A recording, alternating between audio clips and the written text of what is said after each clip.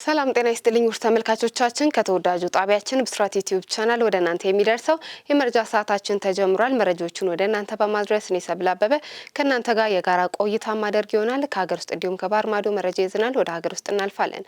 በተጠናቀቀው የ2018 በጀት ዓመት ከ1600 ኪሎ ሜትር በላይ የመንገድ ግንባታና ጥገና ስራ ማከናወኑን የአዲስ አበባ መንገዶች ባለስልጣን አስታወቀ። የአዲስ አበባ መንገዶች ባለስልጣን በበጀት ዓመቱ ከ1600 ኪሎ ሜትር በላይ የሚሆን ርቀት የሚሸፍኑ የመንገድ ግንባታና ጥገና ስራዎችን በማከናወን ከእቅዱ በላይ አፈጻጸም ማስመዝገቡን አስታውቋል። በዚህም ጊዜ ውስጥ ባለስልጣኑ 1303 ኪሎ ሜትር የሚሸፍን የግንባታና የጥገና ስራ ለማከናወን አቅዶ የነበረ ሲሆን በቀንና በሌሊት በመስራት ተጨማሪ የመንገድ መሰረተ ልማት ስራዎችን በማከናወን የላቀ ውጤት ማስመዝገቡንም ገልጿል። ከተከናወኑት ስራዎች መካከል ከ346 ኪሎ ሜትር በላይ ርቀት የሚሸፍኑ አዳዲስ የመንገድ ግንባታዎችም ተጠቃሽም ናቸው። በዚህም 69 ኪሎ ሜትር የአስፋልት፣ 61 ኪሎ ሜትር የጠጠርና 108 ኪሎ ሜትር የኮብል ንጣፍ መንገዶችም ተገንብተዋል። በተጨማሪም 67 ኪሎ ሜትር የእግረኞች መንገድ መልሶ ግንባታ፣ 27.3 ኪሎ ሜትር የሳይክል መንገድ ግንባታ እንዲሁም የመንገድ ዳር የውሃ ማስኬጃ መስመሮች የማሻሻል ስራዎችም ተከናውነዋል። በጥገና ዘርፉም 145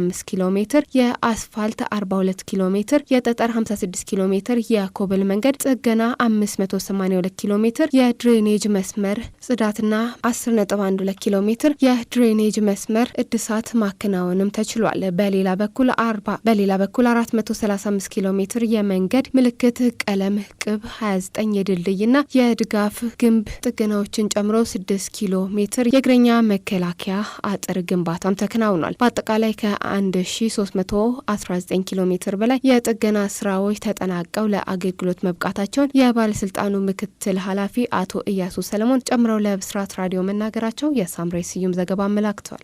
የክፍል አለቃውን የገደለው ታዳጊ በእስራት እንዲቀጣ ተወሰነበት። የወንጀል ድርጊቱ የተፈጸመው በጅማ ከተማ በሚገኘው ሄርማታ አንደኛ ደረጃ ትምህርት ቤት ግቢ ውስጥም ነው። የከተማው ፖሊስ እንዳስታወቀው ሙአዝ ቢላል የተባለው ተማሪ የሚማርበት ክፍል ሲረበሽ ቆይቶ በመስኮት በኩል ከመማሪያ ክፍሉ ዘሎ ወደ ውጭም ይወጣል። ይህንን የተመለከተው የክፍሉ አለቃ ለምን እንዲህ ታደርጋለህ በማለትም ይጠይቀዋል። ድርጊቱም ትክክል እንዳልሆነም ይነግረዋል። በወቅቱ ተማሪውን በመቆጣት የተሰጠውን ኃላፊነትም ይወጣል። በዚህም ምክንያት ሁለቱ ተማሪዎች መካከል ግጭት ይፈጠራል። ልትናገረኛ አይገባም በማለት የተበሳጨው ተማሪም ሙአዝ ቢላል አስቀድሞ ጩቤ ደብቆ ይዞ ወደ ትምህርት ቤት ግቢ ውስጥም ገብቶ ነበርና የክፍል አለቃው የነበረውን ተማሪ ሙሳብ መሐመድን በያዘው ስለት ወቅቶ ህይወቱ እንዲያልፍም አድርጎታል። ተከሳሽም በፖሊስ ተይዞ ምርመራ ተጣርቶበት ፍርድ ቤት የቀረበ ሲሆን ጉዳዩን ሲከታተል የቆየው የጅማ ዞን ከፍተኛ ፍርድ ቤትም ሐምሌ 19 ቀን 2018 ዓ.ም በዋለው ችሎት ተማሪ ሙአዝ ቢላል ጥፋተኛ በመሆኑ በማረጋገጥ በ15 ዓመት እስራት እንዲቀጣ ወስኖበታል ሲል የጅማ ከተማ ፖሊስ አስታውቋል። ወደ ውጭ እናልፋለን። ትራምፕ ለንግግር ቦታ ለመስጠት በሚል በኢራን ጥቃት አቁሟል ሲሉ የአሜሪካ አምባሳደር ተናገሩ።